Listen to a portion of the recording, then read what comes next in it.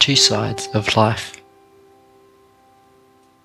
There are quite a number of divisions into which life can be divided, but for the purposes of this evening, I'm going to speak of two: the bright side of life and the dark side.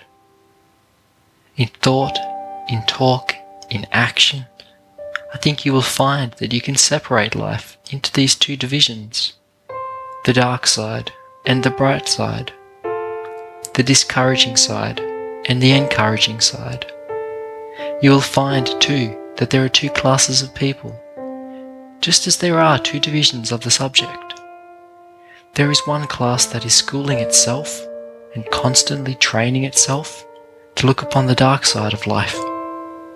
And there is another class made up of people who are, consciously or unconsciously, constantly training themselves to look upon the bright side of life. Now, it is not wise to go too far in either direction. The person who schools himself to see the dark side of life is likely to make a mistake, and the person who schools himself to look only upon the bright side of life, forgetting all else, also is apt to make a mistake. Notwithstanding this, I think I am right in saying that persons who accomplish the most in this world, those to whom on account of their helpfulness the world looks most for service, those who are most useful in every way, are those who are constantly seeing and appreciating the bright side as well as the dark side of life. You will sometimes find two persons who get up in the morning, perhaps a morning that is overcast with shadows, a damp, wet, rainy, uninviting morning, and one of these persons will speak of the morning as being gloomy, will speak of the mud puddles about the house, of the rain, and of all of the disagreeable features. The second person, the one who has schooled himself to see the brighter side of life, the beautiful things in life, will speak of the beauties that are in the raindrops and the freshness of the newly bathed flowers, shrubs and trees.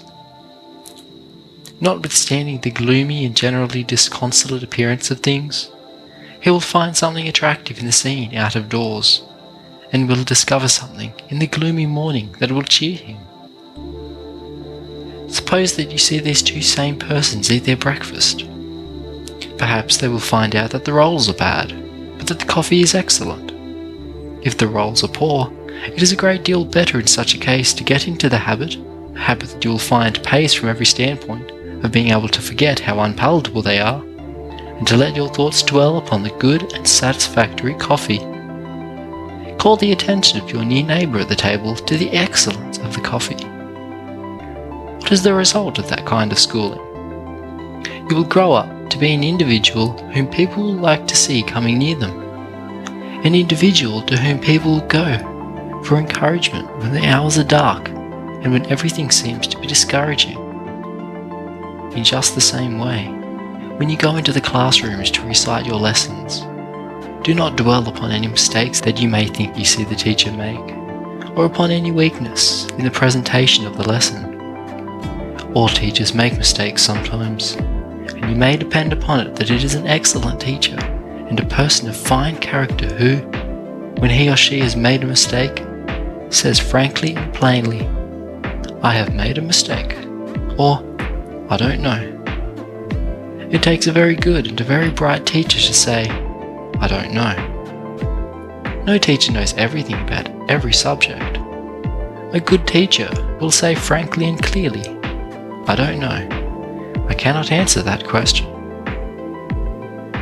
Let me tell you right here, too, that when you go out from here to become teachers yourselves, as a large proportion of you will go, whenever you get to a point where a student asks you a question which you are not able to answer, or asks you something about a subject on which you are not well informed, you will find it better to say frankly and honestly, "I am unable to answer your question."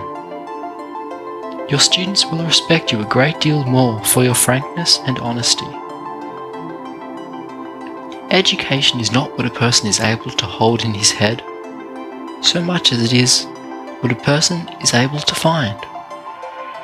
I believe it was Daniel Webster who said that the truly educated man was not the one who had all the knowledge in his head, but the one who knew where to look for information upon any subject upon which at any time he might want information.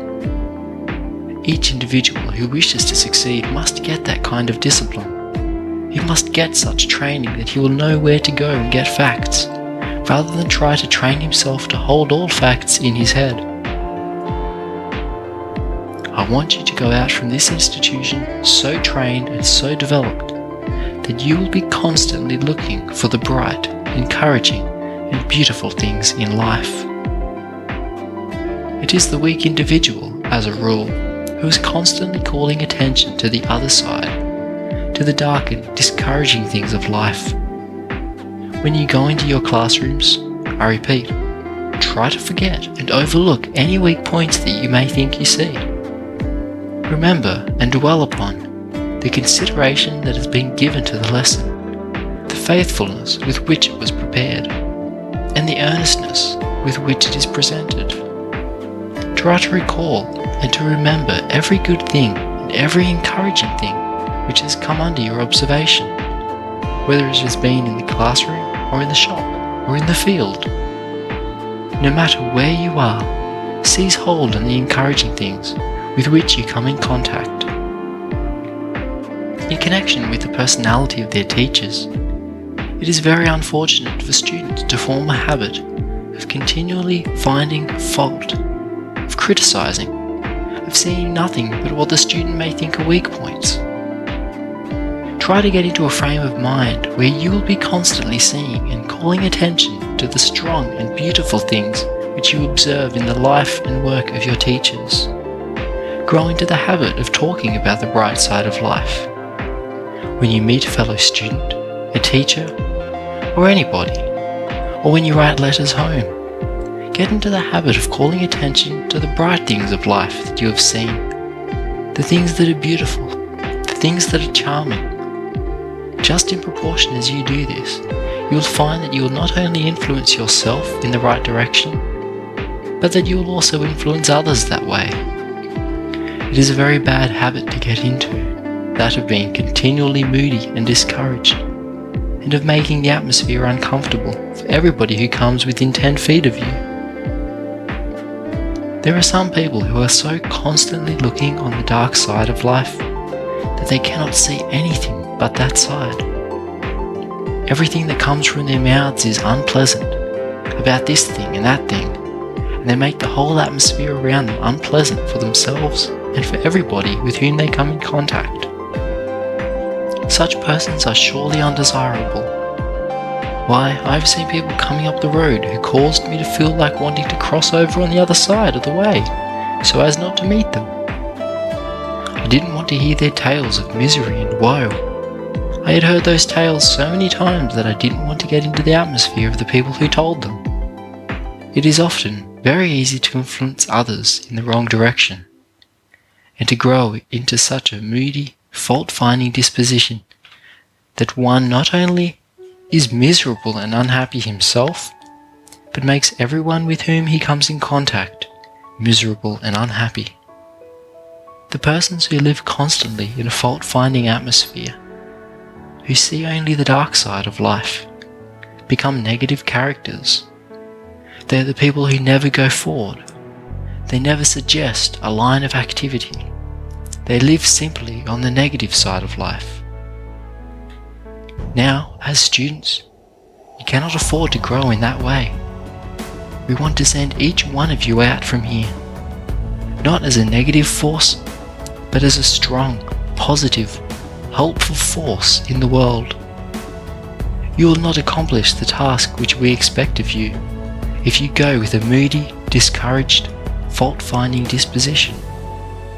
To do the most that lies in you, you must go with a heart and head full of hope and faith in the world, believing that there is work for you to do, believing that you are the person to accomplish that work, and the one who is going to accomplish it.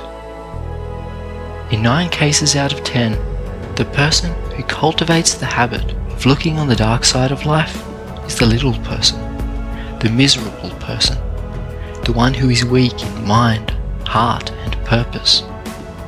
On the other hand, the person who cultivates the habit of looking on the bright side of life, and who calls attention to the beautiful and encouraging things in life, in 9 cases out of 10, is the strong individual, the one to whom the world goes for intelligent advice and support. I'm trying to get you to see, as students, the best things in life. Do not be satisfied with second-hand or third-hand things in life. Do not be satisfied until you have put yourselves into that atmosphere where you can seize and hold on to the very highest and most beautiful things that can be got out of life.